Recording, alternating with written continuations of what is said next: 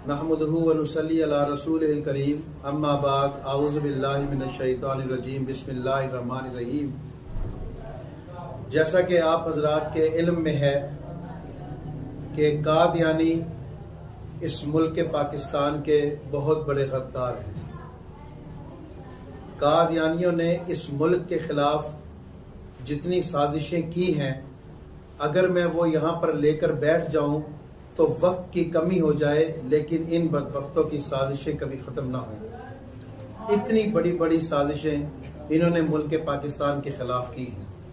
कादियानियत मजहब के लिबादे में इस्लाम दुश्मन ताकतों की आलाए कार एक सियासी तहरीक है,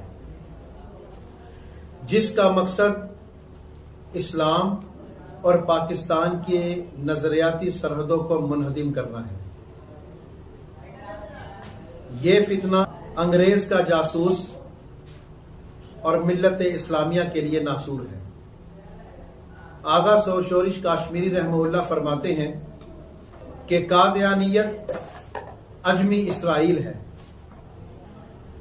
इसका हर कदम इस्लाम के खिलाफ, इसका हर फैसला मिल्लत इस्लामिया के बरअक्स और इसकी हर तदबीर पाकिस्तान से बगावत है। ये एक ऐसी तहरीक है, ऐसी खतरनाक तहरीक है जो अपने बैरूनी आकाओं के मखसूस मफादात के लिए काम करती है। नाज़रीन किराम, आज के व्लॉग के अंदर कादियानियत की साजिश के हवाले से हम बात करेंगे, और बात करने से पहले हम एक ऐसी शख्सियत का तज़किरा करेंगे जिसके बारे में लिबरल तबका और सेकुलर तबका ये लोगों को बावर करवा रहा है कि जिस शख्सियत का मैं नाम लेने लगा हूं उसकी मुल्क से कोई मोहब्बत नहीं है, वो इस्लाम के लिए कोई मोहब्बत नहीं रखता था, उसको हजूर अलैहिस्सलातु वस्सलाम से कोई खास लगाव नहीं था। तर्जुमाने हकीकत 20वीं सदी के शोहरे आफाक, दानिश्वर, अजीम इस्लामी और रूहानी शायर, आला दर्जे के मुफक्किर, बुलंद पाया के फलसफी होने के साथ साथ वो एक अहद साज इंसान भी थे। ऐसी शख्सियात, जिंदा जावेद शख्सियात सदियों बाद पैदा होती हैं। मेरी मुराद अल्लामा डॉक्टर मोहम्मद इकबाल रहमहुल्लाह के हवाला से है।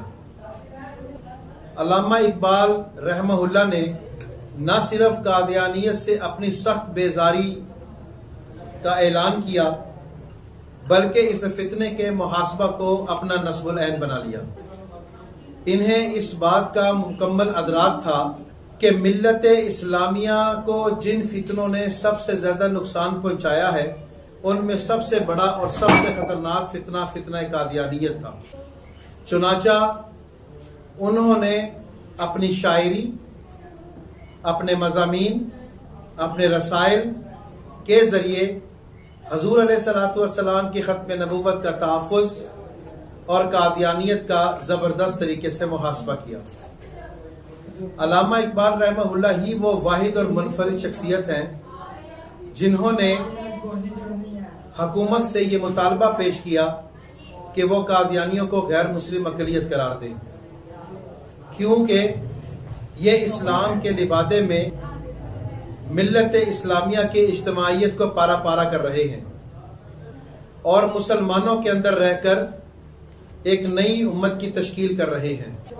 अल्लामा इकबाल रहमहुल्लाह ने 1936 में मुस्लिम लीग की कौंसिल में कादियानियों को गैर मुस्लिम अक़लियत करार देने की एक तजवीज़ पेश की और सूबाई और मरकजी असम्बली के लीगी उम्मीदवारों से यह तहरीरी हलफनामा लिया कि वो कामयाब होकर आईनी इदारों के साथ मिलकर कादियानियों को गैर मुस्लिम अक़लियत करार देंगे। अल्लामा इकबाल रहमहुल्लाह का कादियानियत के लिए इससे बढ़कर नफरत का और क्या इजहार हो सकता है कि 21 जून 1936 को अल्लामा इकबाल ने पंडित जवाहरलाल नेहरू को एक खत लिखा और उस खत के अंदर अल्लामा इकबाल ने यह कहा, कादियानी इस्लाम और मुल्क दोनों के गद्दार हैं। और अल्लामा इकबाल रहमहुल्लाह ने अपने खत के अंदर ये कहा था, I have no doubt in my mind that the Ahmadis are traitor both to Islam and to country. नाज़रीन इकराम, मैंने कादियानियों की साजिशें पेश करने से पहले आपको एक मुख्तसर सा खुलासा अल्लामा इकबाल रहमहुल्लाह के हवाले से पेश किया, ताकि ये लोग जान लें, ये लोग समझ लें कि हजूर अलैहिस्सलातु वस्सलाम की ख़त्म नबूवत का अल्लामा इकबाल रहमहुल्लाह कितना दम भरते थे और अपने मुल्क से कितनी मोहब्बत और कितना प्यार करते थे।